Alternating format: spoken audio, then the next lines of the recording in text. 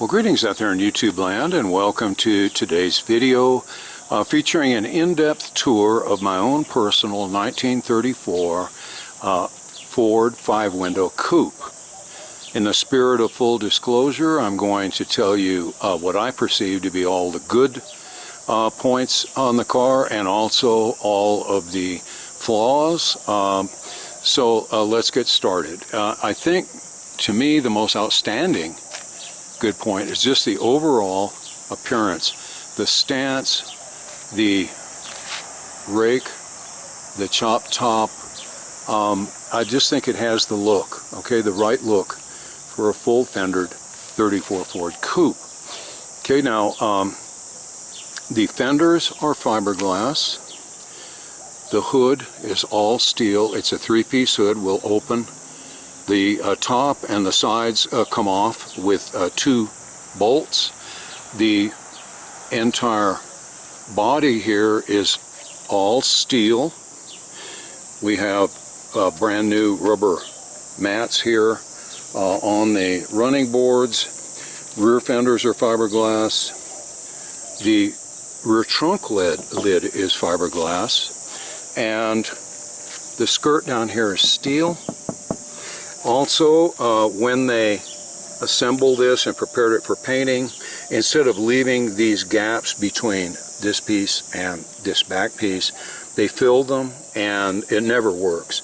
So they almost immediately crack, so there are cracks there where those seams exist. Okay, so that's the composition of the car. Now, when I got it, it had plexiglass windows, and I've installed all new tinted windows all the way around. Okay, so there's no scratches or sandblasting. Now, the windshield, though, was original to the car. I didn't change it, but it's in really nice shape. Okay, the windows are power windows. Let's open the door here. And they have the old-fashioned type of window riser switch. Both windows are power, and the trunk lid is powered. Let's go back there first so we can see the interior of the trunk while it's open, because I'm going to close it again in just a second.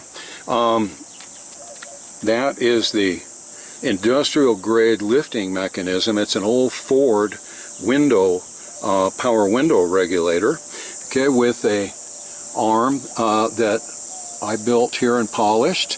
Over here we have the antenna for the GPS speedometer. There's a little curtain to kind of hide the back of the stereo radio and the speakers. You know, it looks like a puppet show or something here, but that's better than seeing the back of the radio and the speakers, trust me. The floor is carpeted in kind of a gray short pile carpet, and the gas filler's right here. I admit it's not ideal, but I have it vented outside of the car so that you don't smell gas at all even after you filled up. Okay, you just unscrew this, put in your gas, and then close it. As you can see, the trunk is finished on both sides and the floor, and it's rock solid.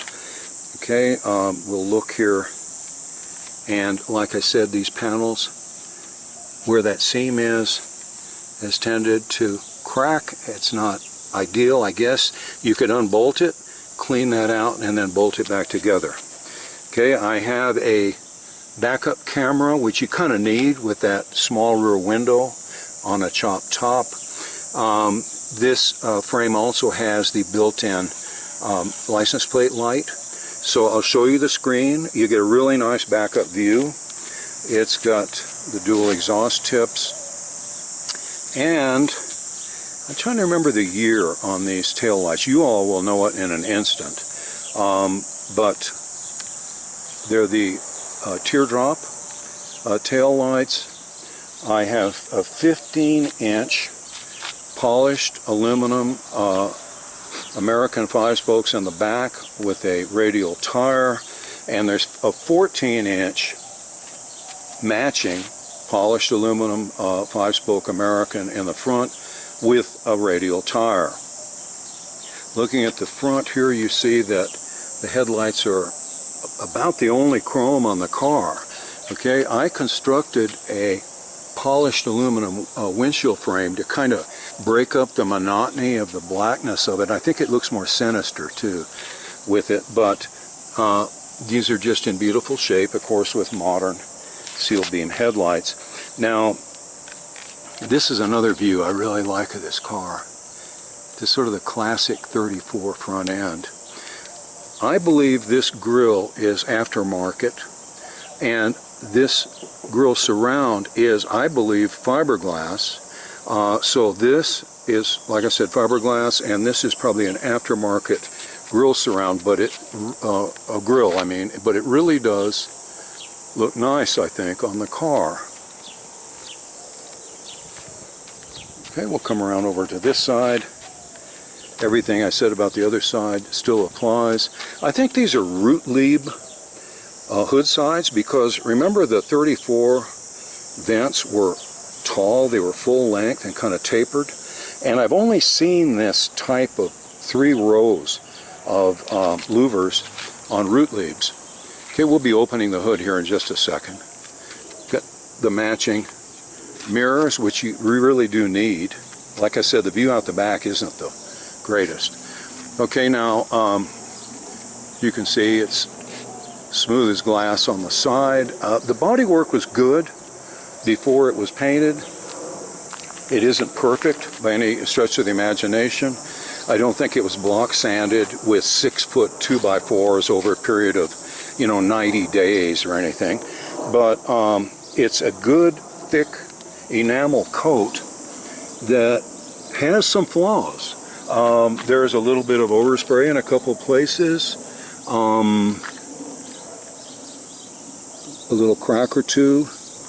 I'm trying to think here where, like, there's like a bug or something flew into the paint, but overall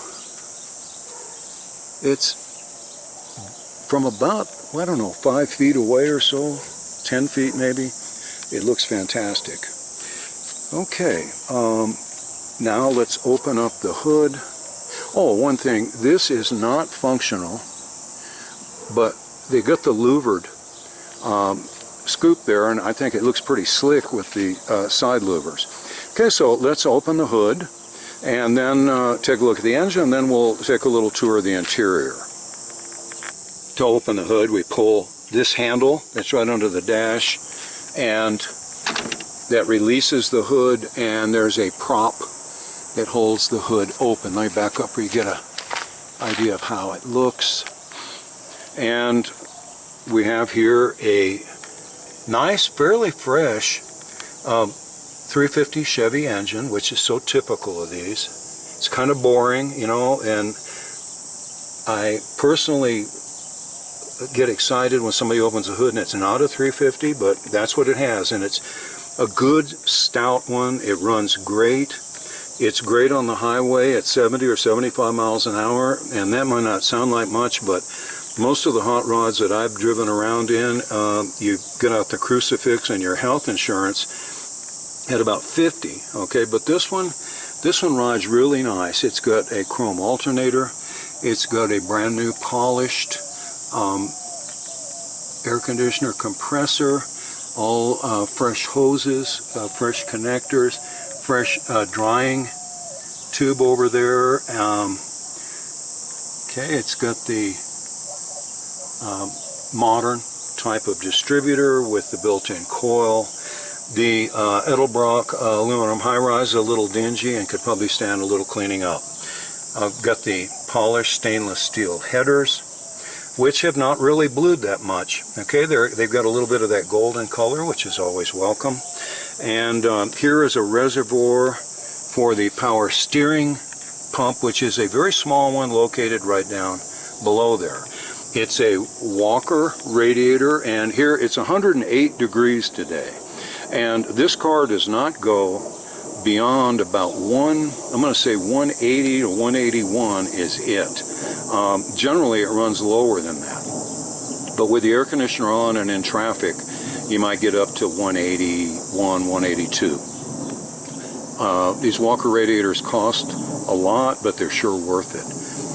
Okay, so smooth running. It's quiet. It has a really nice exhaust system. It's not some noisy old wreck that's going to wake up the neighbors when you start up at 8 in the morning on Sunday to go for a ride. I'll start it up in just a second and you'll see for yourself. Okay, let's take a look at the interior. And while I'm at it, I'm going to close down the trunk lid.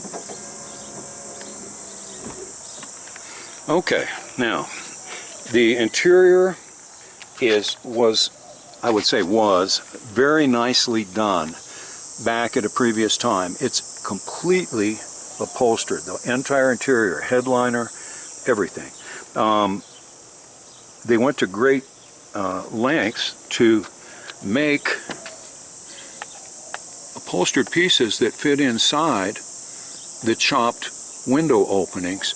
Okay, so it has a really nice finished look. The material, however, is gray and a little dingy and dated, as are the seats. If somebody wanted to take this to the next level, I'd say you're going to have to spruce up the interior a bit. Rug's in really good shape. The interior itself's in really good shape, but like I said, it's just kind of dated, kind of old-fashioned. It's also very, very comfortable. Okay, so let's sit down here in the captain's chair and take a look at the dash and the control. Okay, it's got an original 1934 Ford rearview mirror, which is a nice touch. And as you can see, the interior has been very thoroughly and nicely done. I'm almost thinking you could simply remove all the pieces of the interior and recover it with a different material and just reinstall it. Okay, I have here about I'm going to say, what, a 14-inch Grant steering wheel with a working horn. It looks to me like the steering column, like from an early Camaro, something of that sort. It has the tilt wheel. This is your dim and bright. Of course, working turn signals with these as your indicators. We have the gas gauge, battery charge, temperature gauge, trying to get the glare off of them, and your oil pressure, and then a GPS speedometer, which only goes up to 80, and I know that seems kind of conservative, but I kind of like that because I'm not really going to be going any faster than 80 generally, and this way you've got a whole lot of space. Look, all the way up there to 30, so your readings are actually more accurate because you have a broader sweep from 0 to 80. Now here are your interior lights. We've got lights down at the floor and up here on the dash. I'm going to have to turn on the key to demonstrate the backup camera. Let's do that. I'll turn the key to the on position and switch this right here, and you'll see that we've got a nice image of what's going on behind us. So when you're backing up, and believe me, you need it with the back window. I'll show you the view out the back window. It's fine when you're driving, but when you're backing up like to a curb or something like that, and you don't want to just destroy that whole back apron, believe me, this is very useful. Okay, and we also have a complete stereo system, which I'll show you in just a minute. I have to get up and turn around. We've got the sliding door locks. Remember, these are suicide doors, so you can slide those back and it latches the door so that it can't possibly open on you. I don't use them because I've never had any trouble. Down here is the thermostatic switch and the light for the electric fan on the radiator. I've got it to set it to come on at, oh, I don't know, 140 degrees, and that lets the engine warm up, and then the fan comes on. And we've got here the fan and the compressor controls for the vintage air system. The dash lights up really nice when you pull the light switch here. The lights dim. And also right down here at the bottom on both sides, is the high and low beam indicator. Notice, okay, I'm on low beam, high beam, low beam, and I'm merely shifting it with this right here to get that. I moved the accelerator over a little further from the brake because there's nothing worse than trying to put your foot on the brake and have it be on the accelerator at the same time, and you end up ramming the highway patrol car that's right ahead of you. Okay, let me turn around now on the seat and we'll show you what the rear of the passenger compartment here looks. The seats tilt forward and you've got, oh, I don't know, probably 1.5 feet of space back there. I've got some CDs just laying back there, but you see the speakers and the radio. It's a remote control radio, and I have the remote control unit probably back there with the CDs. So if you want to, mute it or change tunes, you just push the buttons on the little remote control, and you can maintain control of your sound, your music.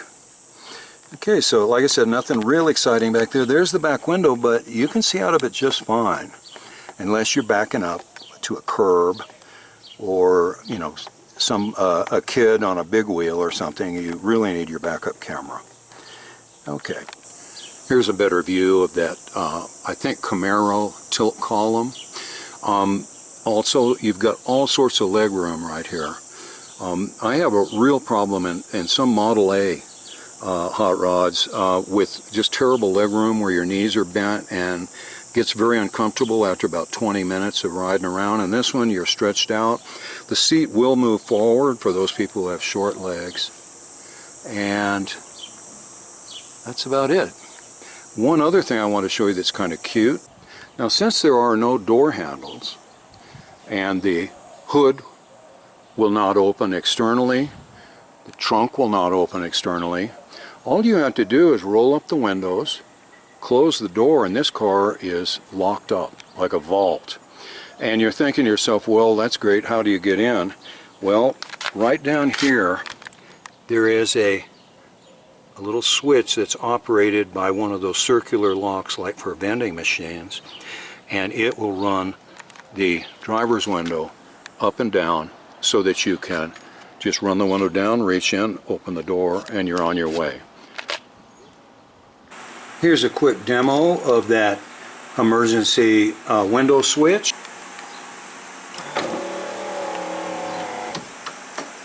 Just like magic. And here's a nice steel body door slam test, like a vault. Okay, let's start the engine.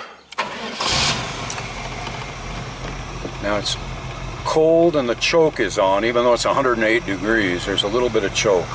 And it looks like we have, what, about 32 pounds of oil pressure at idle, which for a small block Chevy is pretty darn good.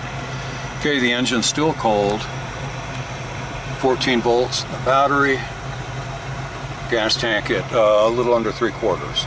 Okay, so that's it. Let's close the hood and go for a little spin. Okay, this will engage the compressor, and then here is our fan switch. We'll go to high.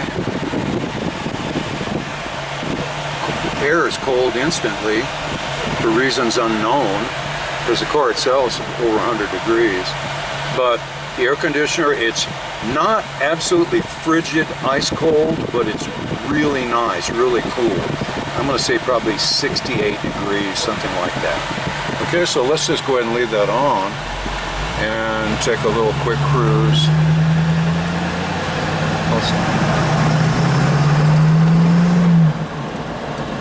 Yep. It runs just fine. It gets down the road with authority, as they used to say. As I run over the pedestrians, because I'm paying more attention to the camera.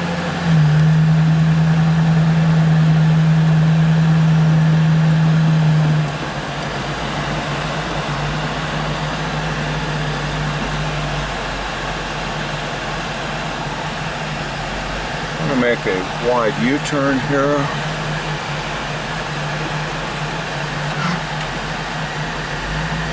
Thank God for power steering.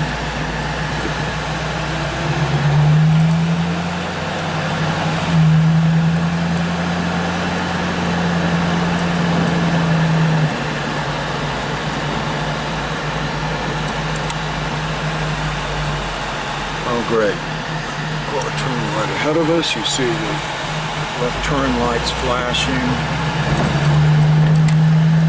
Let's see if we can catch up. Well, great.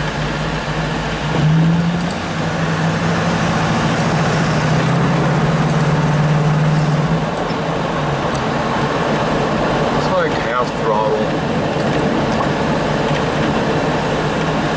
It runs just fine. Believe me, you can keep up with any traffic you'll normally encounter. Probably run away from a lot of it.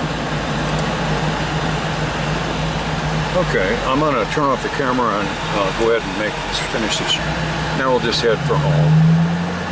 This is my street. It's a long one-block street.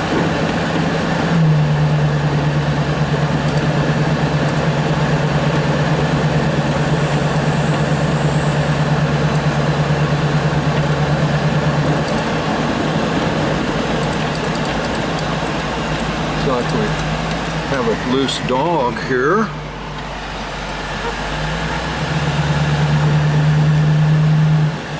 Okay, I'll just pull it back up where we were to begin with. Okay, we're stopped. Air conditioner it's wonderful today. I'm telling you, it's drying out my shirt already. Works great. Okay, we'll off the compressor, the fan, and the key. Let's take a look at the differential and the suspension. The best I can. I don't have a lift, but I think I'm going to get a good look at it. Let me get a sheet of cardboard so I lay down on the... Okay, there you see the leaf springs with, those are brand new gas shocks. When I got the car, it had no shocks at all, which was a shock, believe me. You can see the stainless steel exhaust, good sized mufflers, and the differential, that looks to me like that's a good sized pumpkin there. That could be a 9-inch Ford. It's front loaded. I don't know, between an 8 or 9-inch Ford differential. Okay, and it's clean underneath. It's not immaculate. Here's the gas tank. You could put in a larger one. I was tempted to do that. It's around 10 or 11 gallons. But if you're going to go on a road trip, I'm thinking this thing gets probably 15 miles to the gallon. You could probably use more than 10 or 12 gallons. Okay, so let's go up and take a look at the front end. The exhaust is a little sooty. The car runs rather rich at idle. It might have something to do with the timing. No oil though. Doesn't consume any oil. It never put a drop in between oil changes, but it does run a little rich. Here's the front suspension. You can see the Mustang 2 front end with the A-arms, the rack and pinion steering. I put in these little bullet turn signals so they are right under the edge of the fender so cars in front of you can see them, but when you're standing up looking at the front of the car you can't see them. Okay, now as you can see it's pretty smooth, and the fact it has a steel body I think counts a lot. Granted, it's not going to win any Riddler awards, but it's a darn good looking, great running 34 Ford. And thanks for joining me on the grand tour.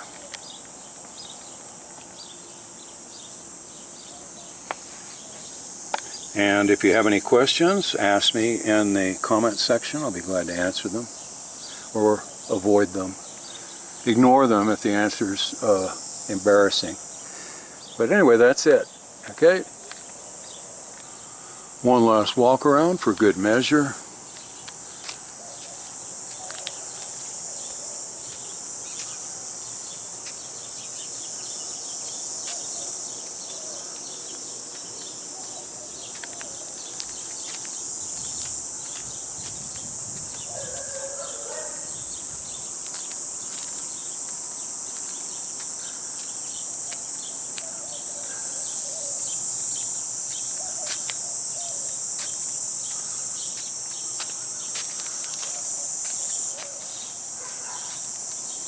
I forgot to mention earlier too, it has a nicely padded heavy insert on top that really quiets things down when you're on the road.